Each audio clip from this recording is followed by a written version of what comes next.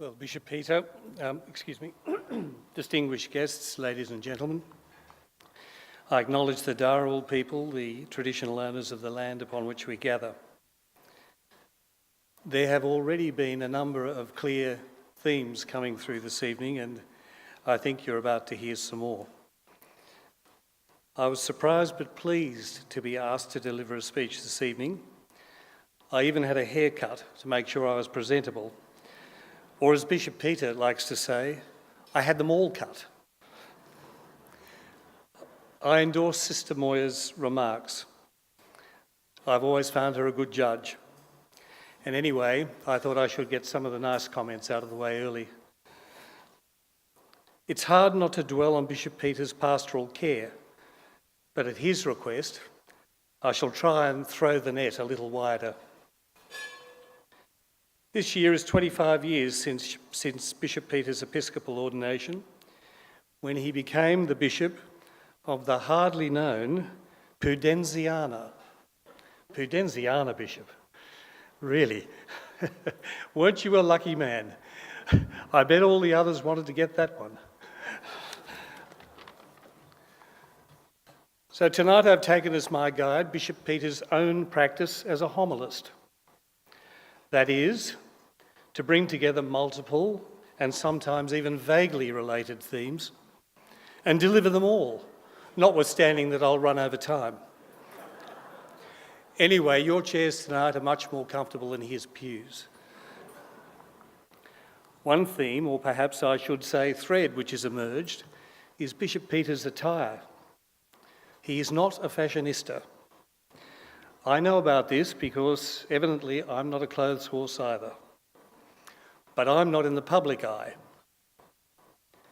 One evening it was necessary for him to attend 2 commitments, both away from home base and requiring bishop's attire. Running out of time, strange for someone with a penchant for clocks, he decided not to change.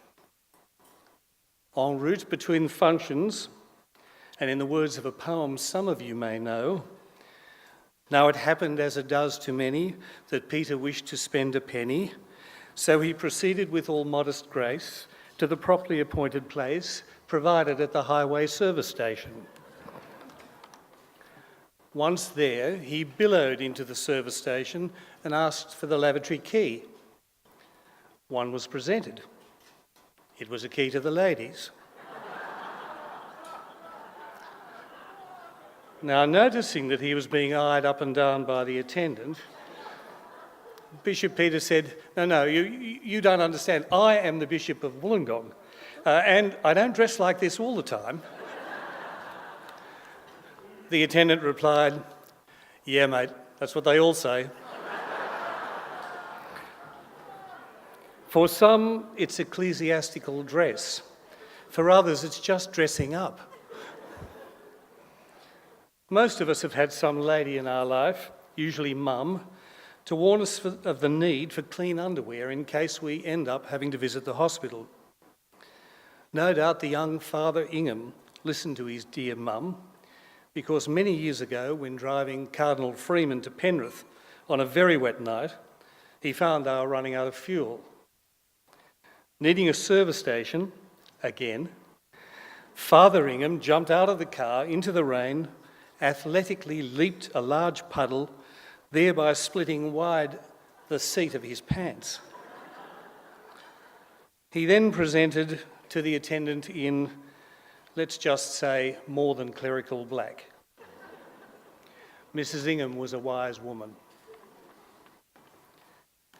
Some of Bishop Peter's wardrobe fails occur because he's out amongst his people. Perhaps it's his very old slippers when greeting people after Mass. Cardinal Freeman instructed him that he always believed in the glad hand, not in the sense of some pork-barrelling politician, exceptions for our politician present tonight, but in the sense of warmth and inclusion. And Bishop Peter needs no instruction in this regard. It's in his nature.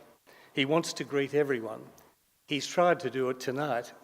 All of us as we came in, he's already been around the tables. And he keeps a whole filing cabinet in the top pocket of his shirt, full of notes and reminders and the latest aside or joke or humorous comment on life. He never uses a volunteer driver because he likes to leave when he's ready, after greeting as many people as possible. The expression working the room does apply to him. You've seen it, Sister Moya has mentioned it. But for him, it's a gracious and natural encounter with people. He is always fully engaged. As the philosopher Simone Weil wrote, attention is the truest form of generosity. His compassion and warmth is well known. I have seen a grown man, hardly known to him, share some tragedy or fear that I didn't hear and fall weeping into his arms. Bishop Peter, totally unself-conscious, simply embraced him. This warmth is also reflected in the often mentioned dad jokes, totally disarming his audience, which groans, Bishop, laughs. No, I was right the first time. He revels in the groans. Sometimes he even laughs before the punchline. Sometimes he forgets the punchline. There are some lucky people who can't remember jokes. I try to forget his jokes, but they're stuck in my head. I promised no chicken jokes, Bishop Ingham, but there's the one about the butcher who introduced his wife. Meet Patty. Or did you hear about the man who invented fairy bread? He died. Hundreds and thousands went to the funeral. Or the two friends speaking about Valentine's Day. Have you got a date for Valentine's Day? I sure do. It's the 14th of February. His warmth is also reflected in the short written notes, quick texts and personal emails with which he connects with people, as Sister Moya has already mentioned.